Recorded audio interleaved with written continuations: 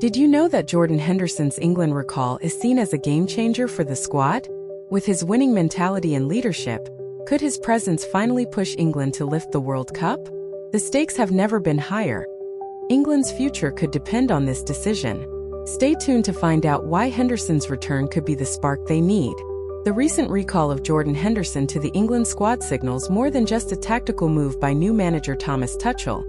It highlights a broader narrative of leadership, ambition, and the dynamics of football's elite circles.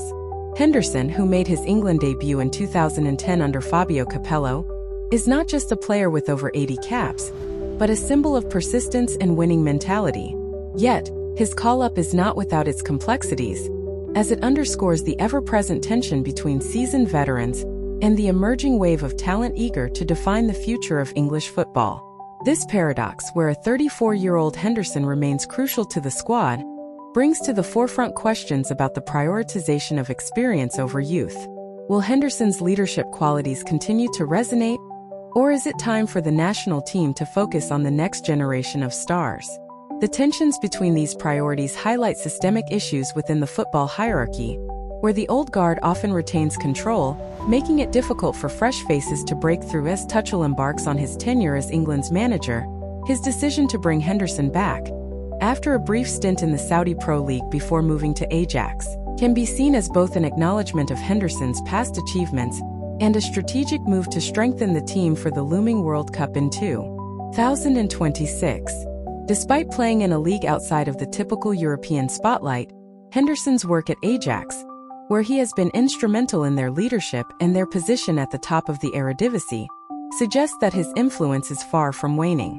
This recalls the historical precedent of seasoned players, who, despite moving out of the primary footballing hub, continue to contribute significantly to their teams, much like veteran players in previous generations who found new life in unexpected leagues.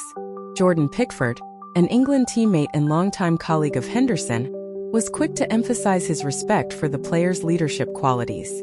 "It's about what it takes to lift the trophy," said Pickford, reflecting a sentiment that the national team must rise above past disappointments. Having reached the final of Euro 2024 under Gareth Southgate, only to fall short against Spain, Pickford acknowledges the central role that experienced figures like Henderson play in pushing the squad to new heights. Yet, there is an underlying frustration. Could the presence of Henderson have made a difference? Or would England's failure in the final have unfolded regardless of his involvement? This question remains unanswered, as the narrative of missed opportunities continues to haunt English football. Henderson's return to the fold follows a familiar pattern in English football, where the pursuit of international glory often leans heavily on experienced figures.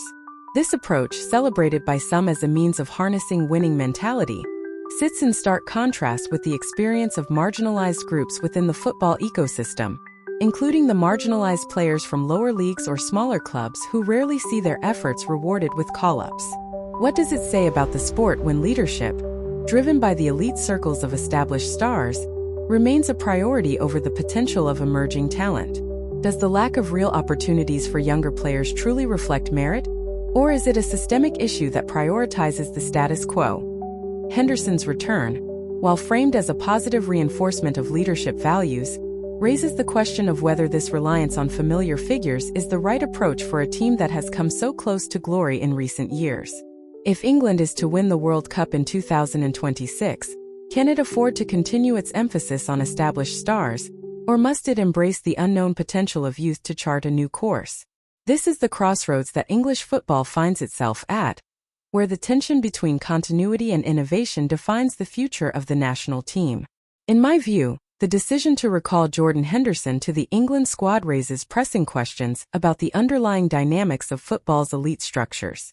It is striking that despite the wealth and resources at the disposal of major clubs, the narratives around leadership often overlook the silent struggles of marginalized players seeking recognition.